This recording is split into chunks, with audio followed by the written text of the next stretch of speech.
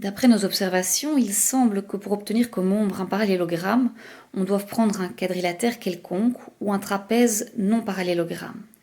Alors, pour essayer de comprendre le pourquoi de cela, nous allons travailler avec deux transparents, un transparent avec deux droites parallèles et un transparent avec deux droites séquentes, et nous allons observer leur ombre pour les transparents qu'on met dans différentes positions.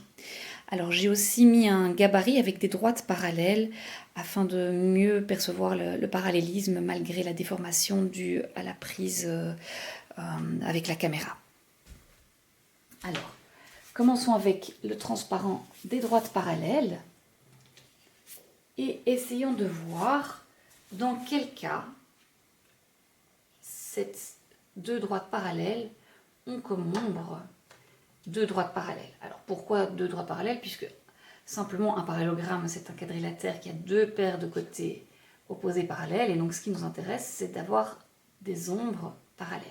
Alors ici, on voit que les droites ne sont pas parallèles. Attendez, je vais essayer de mettre le gabarit pour le réaliser.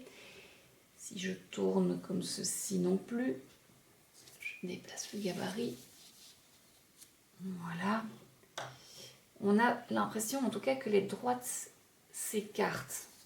Hein?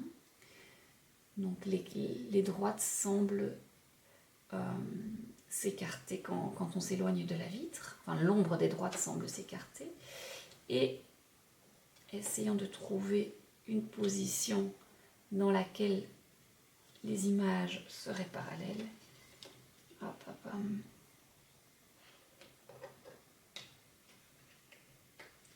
Voilà, on trouve des ombres parallèles. Je vais la mettre ici. Dans le cas, vous ne le voyez peut-être pas sur ma vitre, mais dans le cas où les droites sont parallèles à la charnière entre la vitre et la table. Donc en fait, dans le cas où les droites sont horizontales. Voilà. Alors ça, c'était pour le transparent des droites parallèles. Maintenant, je prends le transparent des droites séquentes et je cherche l'ombre de ces droites séquentes. Vous voyez ici, l'ombre des droites séquentes, c'est clairement deux droites séquentes. Ici aussi, ici aussi, ici aussi. Mais je pourrais me demander, tiens, qu'est-ce qui se passe? Puisqu'on a vu que les ombres de deux droites parallèles semblaient s'écarter quand on s'éloignait de la vitre, quand l'ombre était plus loin de la vitre. Et ici, si je monte progressivement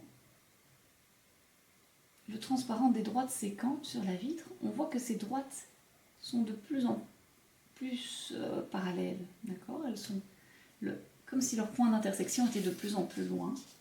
Alors je vous mets le gabarit ici pour les parallèles. Hop.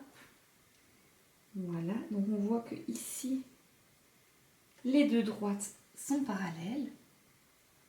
Et si je montais encore le transparent, eh bien là, on aurait des droites qui s'écarteraient en fait, qui auraient l'air de diverger. Alors, je reviens à la position où les droites étaient parallèles. Et si vous pouviez voir en même temps la vitre et la lampe, eh bien, vous pourriez constater que cette position, c'est exactement la position dans laquelle l'intersection entre les deux droites sur la vitre est dans un plan qui passe par la lampe. Donc cette intersection-là est à la hauteur ici, qui correspond à la hauteur de la lampe par rapport au sol.